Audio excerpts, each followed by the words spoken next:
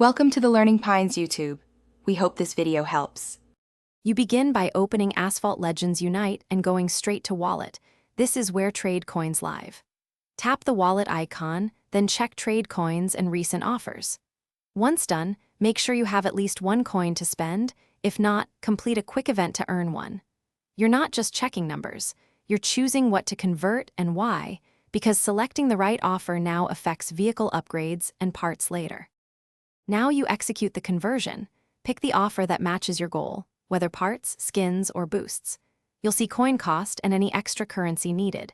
Confirm only if value matches your plan. Once chosen, tap Convert and watch the animation finish the exchange. If multiple offers compete, use filters to prioritize rarity or time remaining so you get the best long-term benefit for upgrading or selling. This step decides return on your investment. Finish by verifying the acquired items in inventory and applying upgrades or equip skins right away to capture value. If a conversion fails, don't panic.